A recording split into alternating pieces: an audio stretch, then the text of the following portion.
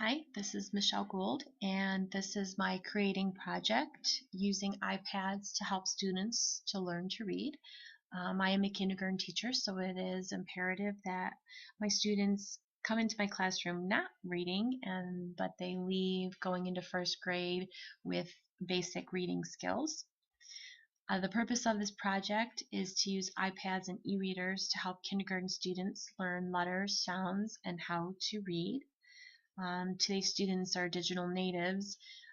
They know how to use technology, so why not use it as a teacher to your advantage to help them reach their reading goals? Teaching kindergarten is the best grade to teach. The rewards and growth are tremendous, but we do, as kindergarten teachers, have many challenges. Um, Most disabilities or learning challenges are often undiagnosed prior to the students coming to your classroom. So it's your job to document and take those kids to RTI and get them the help that they need.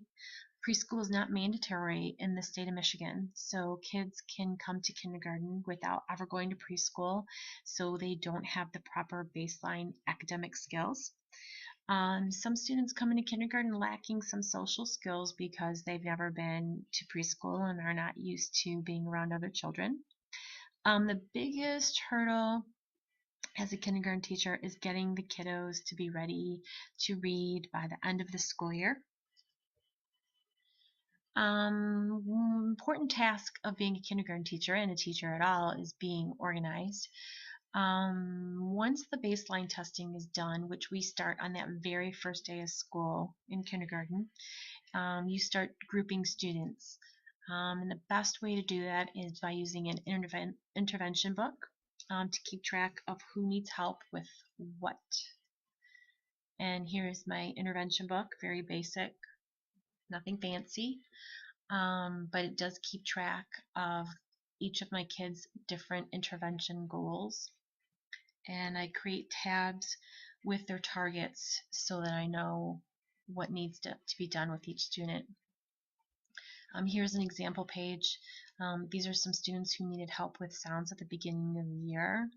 The goals listed at the top, and I grouped them into low, medium, and high. Once I do that, I create a binder with a tab sheet to keep track of interventions with each student. I jot down the date and intervention activity that was used. This will be helpful should I have to take a child to RTI. Our principal is very data driven, and we have to prove every intervention we did before he would even start the RTI process for a child. The beginning of the year, we started with a lot of low-tech practice. Friday is center day in my classroom, and parents come and run centers with about 2 to 3 kids. And we don't use electronics, just lots of hands-on activities at the beginning of the year. Once we get rolling, I'll introduce electronics, and I start putting kids on the iPad. I only have one, and it is my own personal iPad. Many of my students do have iPads at home, so they have the prior skills and knowledge on how to use it. And if they can't or they don't know how, they're really easy and adaptable on how to get them on it and using it. The technology required is an iPad and some apps to help students meet their learning goals. Since I teach kindergarten, my goals are kindergarten driven. I use the I Teach Kindergarten app, which is a great one. I have K3 sight words, Smiley sight words, and ABC phonics too that are very helpful. With using the iPad, students are asked to process new information. I do the iPad time on short intervals, no longer than 15 minutes, because since my apps are learning games, they do get tired and sometimes a little frustrated. So it's not like a fun kind of app that they have at home. It's really a learning one. This child has mastered all of his letters and sounds, most of his sounds. So I've got him started on sight words to get him reading. This was about a month ago. And this is Teach Me Kindergarten, or I Teach Kindergarten, and you can set the parameters on what level, and once they master a level, you can advance them forward. Steps to teaching the technology skills involve establishing clear rules, especially with the iPad. The kids have to sit down. They can only gently touch the screen, tapping it. They are not allowed to walk with the device. They have to sit down and treat it with respect. And my kids are really good about this because they know that they'll lose their privilege of using the iPad, and it is really a treat for them to get on it. There are many advantages to using an iPad to teach kindergartners letters, sounds, and how to read. Kids love using this technology. It's a break from our normal activities. And this app has rewards and prizes when they meet the learning goal. They earn coins. This is really truly the best part of using an iPad in kindergarten is results do happen. This is the boy that was pictured in the screen above.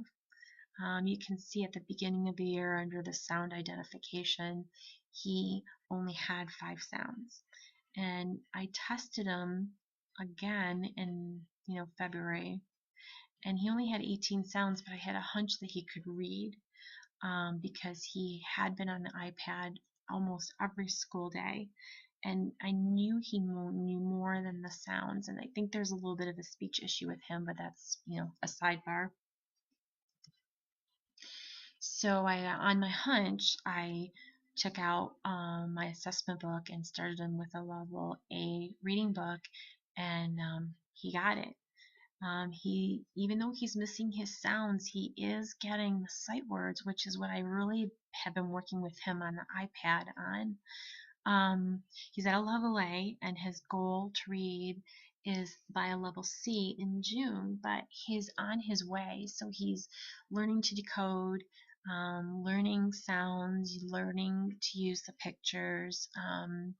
So I attribute that to the iPad. Along with being able to read, this is the second part of our assessment, which is the comprehension piece. And not only is he reading, but he's understanding what he is reading. This was a very good day in kindergarten. We were very, very excited. This was an email home to his mom. She was very thrilled too. E-readers are another innovative way to use technology. Very similar to the iPad, but book driven. We have a fundraiser going on right now at our school, and this is one of the things I'm considering purchasing to add to my technology for my classroom as an e-reader. Advantages of using e-readers: you have the capability to download hundreds of books on a single device, eliminating storage of hundreds of books. I know my bookshelves are limited in space. They're crammed with my level readers and my easy readers and my book baskets and my books that I read to the kids, that being able to just download them into one device, it would be very, very helpful. Another advantage is that e-readers bring books alive. Versus me reading one book to 25 students, it's a 1-to-1 ratio, and the e-reader can reach the child. I don't have to be there.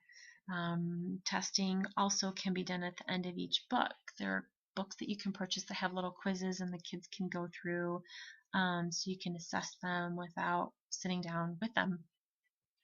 And another advantage is that students can be engaged in sustained reading. Sustained reading is something that we work on every day. We are at 12 minutes in kindergarten. That's huge for only barely being March.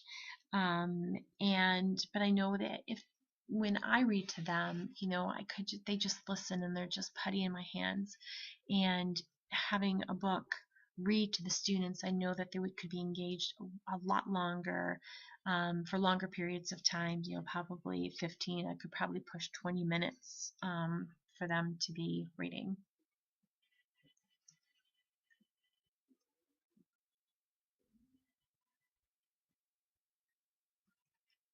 Okay, the disadvantages to using electronic devices with student learning. Students may like working with the device, so if they refuse to work with regular books. I know I have a student who has some issues, and he is starting to be reluctant about sitting at his desk and opening a book. He only wants to work with the iPad, and he kind of throws some demands out there, so I know that's a struggle. Read aloud books can be noisy, so earphones will need to be purchased. And I know some parents get a little upset about having kids share things like earphones. So you'd probably have to purchase one for each student or have the parents purchase one so you can put their name on it and they just use it for themselves. And devices age quickly and can break.